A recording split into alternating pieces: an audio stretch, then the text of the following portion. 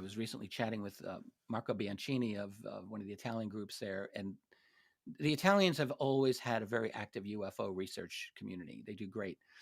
France is very active people there. Even in Germany, which doesn't have as much happening there. And Germany is a real black hole in a sense, but there still are some decent German researchers out there too. And you know, the Scandinavian countries they've got something.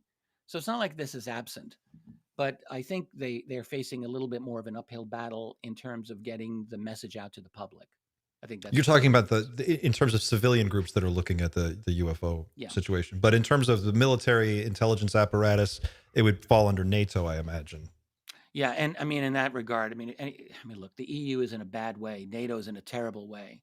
You can see it, and I don't think this is outrageous to say that both of those institutions have utterly ossified into essentially a kind of post-Cold War, modern neo-Stalinist Soviet structure. I mean, that's what they are. So they don't really respond to the people at all, really, not in any way. They don't. And so, yeah, you're not going to get a lot of public responsiveness from either the NATO headquarters or Brussels and the EU. Do you get the sense that as artificial intelligence continues to advance at the pace that it's advancing, and we hear more and more people at the top end of this field come forward saying, whoa, whoa, whoa, we should probably pump the brakes on this a little bit. Jeffrey Hinton comes to mind. Mo Gaudat's another one who comes to mind from Google. If we really do have the breakthroughs that are being promised by Silicon Valley and what we're seeing from China, it seems like we could rapidly gain some much needed ground on UFO research in terms of the technology, reverse engineering it, understanding it, applying it possibly. If you had to project out over the next 25, 30 years, I'm going to ask you a really weird, broad question, but hopefully you can make something of this. What is the role of the nation state going forward in a world where you have unlimited intelligence and potentially clean energy sources from some reverse engineered UFO tech? Does this dynamic, does one influence the other, and how do they affect one another over the next decades? There's a lot packed into that question. I want to answer one thing first, which I thought you were going to ask, which is where will AI go in terms of UFO research and how will it help? And I Yes. just want to say, I think that there are tremendous possibilities here. Right now, you know, with AI, we're all focused on large language models, LLMs, but there are other aspects of AI that can be incredibly useful from a UFO research point of view. That means data analysis, number crunching, and the like. And I think we're only at the very beginning of that. You hear about something like the Galileo project, Avi Loeb's endeavor, where they've got telescopes out and they're tracking known versus unknown aerial objects, and they're using it's all AI, it's all algorithms to sift out. So I think there's a lot of possibilities in all areas, both document research and data collection and all of that. And I think AI can be very helpful. There's a lot of dangers to AI. We can get into that. Absolutely, many dangers. In terms of your question about the nation state, now that came out of left field for me. That's an interesting question. We are looking at, look, the nation state already, we're near 2025 here. It ain't what it used to be in the 20th century. Let's just put that right out there. You remember when COVID was in full force and we were being forced to take vaccines or being locked down and all of this stuff. And what you could see was that every nation in the Western Alliance was working in lockstep, using the exact same talking points, the exact same propaganda points, build back better and all this nonsense, and really to bludgeon the public into submission. I think there can be no question about this anymore. It was a heavy-handed, beat the head of the public over and over with the big stick. And what that tells us is that these national leaders were not acting independently.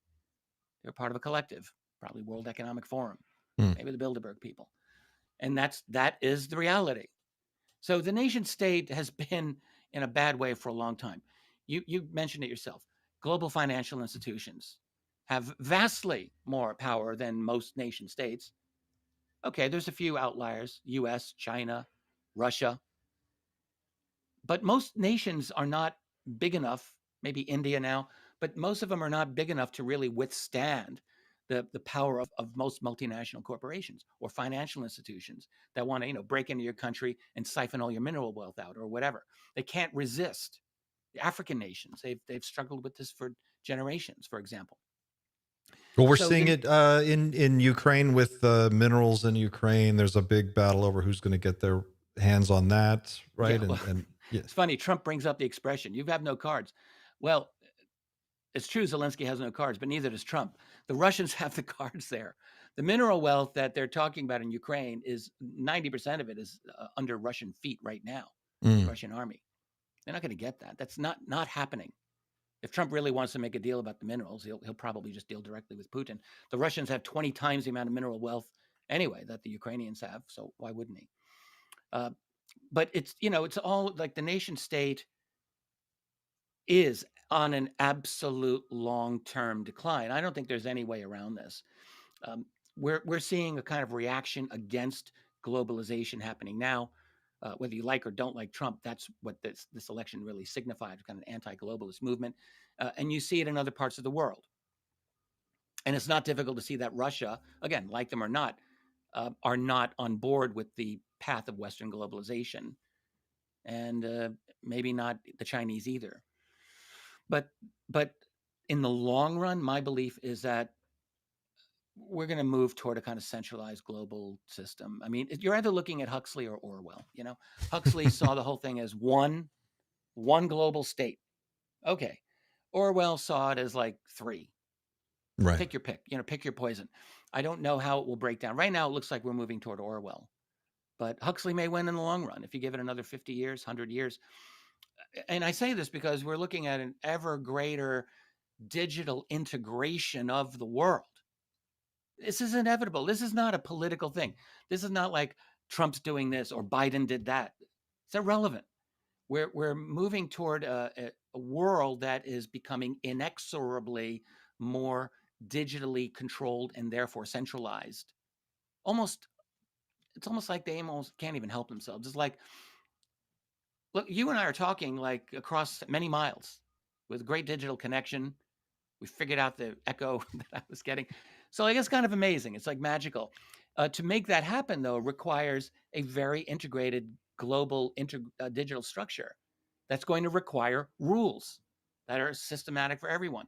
In other words, we're moving toward a world that's, like it or not, is more and more centralized and less wiggle room for freedom, unfortunately. Now, I'm on the side of the forces that want to slow that down and put a brake on it for as long as possible. But I don't know if that's going to be possible to stop forever. I guess I'm just curious about this idea that as corporations and private finance become more and more powerful and the nation state becomes less and less relevant, what are the odds that, I mean, it seems like a very unstable situation in the interim, but at some point, someone is going to probably demonstrate some UFO technology, right? I mean, at the point we're at now, we're kind of in the science fiction world. We're in sort of the knee of the curve of Yeah. Kurzweil's singularity. hmm It seems like if there was ever a time to roll out the anti-gravity, this would be the time, It could be. you I know? think the same thing. I think, I don't believe it's an accident that for the past couple of decades, we have been moving toward two different, but I think increasingly as time goes by, maybe related outcomes. The AI, what we used to call the singularity, now we might call AGI or ASGI, right? Super general intelligence, at the same time as some kind of UFO disclosure. That because they're being driven by basically the same forces. They're not different forces. The forces for UFO disclosure fundamentally are being pushed by our ever changing technological infrastructure because we are better and better able to have these types of conversations. We couldn't do this in 1985. We can do it Mhm. now. And the same with the singularity. So it could be that we hit a. I used to ask myself this a lot. I still ask, what's going to come first, the singularity or disclosure, or will they happen close to the same time? Because it's inevitable that they happen at the same time. If you get to a genuine singularity, well, would that mean then that we would have a computer intelligence that would be able to figure this out on its own? and tell us the answer. I've often wondered that. It doesn't strike me as impossible. Or some variation of that, where we have enough computational power and capability with AI that you and me and like half the people in the audience listening are able independently to confirm that it's real, and to make Yeah. the proof sound like a math equation almost. I don't think that's impossible. So they may happen sort of at the same time, and that's kind of an amazing thing to think about. I do think they're going to happen close to each other. Either way, I don't know which one will be first, but I think they're going to be very close together, because it will be impossible at that point probably to deny. And then we're going to be looking at the spin factory coming into play. The government will do that. The government or the intelligence people have, I will bet you, probably 20 or 30 fallback positions that they've already got mapped out. Mm. So fallback position number one is where they're at now. It's like, well, we did say there was nothing going on for all this time, but it turns out there is a potential unknown phenomena. We don't know what it is. We don't know this, all of this nonsense. That's all lies, because they do know. They absolutely do know. And